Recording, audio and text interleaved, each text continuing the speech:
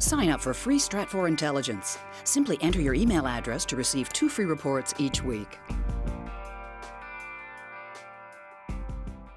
There's been an intensification of diplomatic activity surrounding the Korean Peninsula.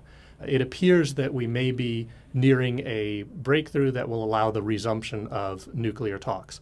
The question ultimately is, will the nuclear talks accomplish anything?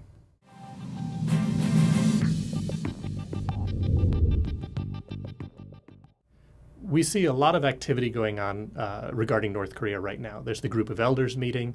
The Chinese have sent representatives to South Korea. The U.S. and the South Koreans are going to be meeting. We've heard that there are back-channel negotiations going on between the United States and the North Koreans.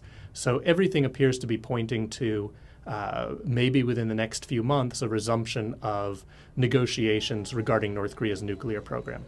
There are a lot of complications to this, of course. It appears that what's happened from the South Korean, the U.S., and the Chinese point of view is that they expect first South Korean and North Korean talks. That will be followed by North Korean-U.S. talks, which will then be followed by six-party talks. This is the diplomatic niceties of this, to be able to sort out different people's concerns, different countries' political interests involved. The big question is whether or not North Korea is actually intending to give up its nuclear weapons or not. Certainly, as we've seen the Libya crisis play out, the North Koreans have taken another look at their nuclear program.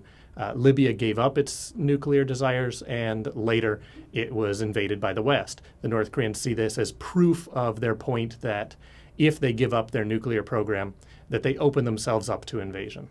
One of the things the North Koreans ultimately do want to accomplish is to find a way not only to survive and to maintain the regime, but find a way to increase the strength of the country. They recognize the economic problems. They recognize the long-term difficulties of isolation. They know that they don't have the full support of the Chinese, of the Russians that they used to have anymore. And so they know they need to make some changes, but the leadership is very insecure in regards to its international position. As talks begin again, there appears to be somewhat of a window that's open for these to take place. It is politically beneficial to be seen to be making progress in North Korea in the denuclearization of North Korea. We have the U.S. presidential campaign already kicking off. The South Korean presidential campaign is gearing up. The Chinese are in the middle of a leadership transition.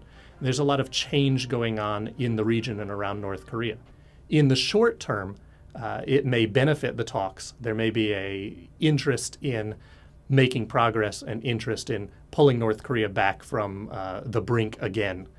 In the longer term, though, as we get closer and closer to these elections, the risk for the candidates is that this whole thing can be turned around on them. They can be seen not as bringing stability to Northeast Asia, but instead as appeasing North Korea.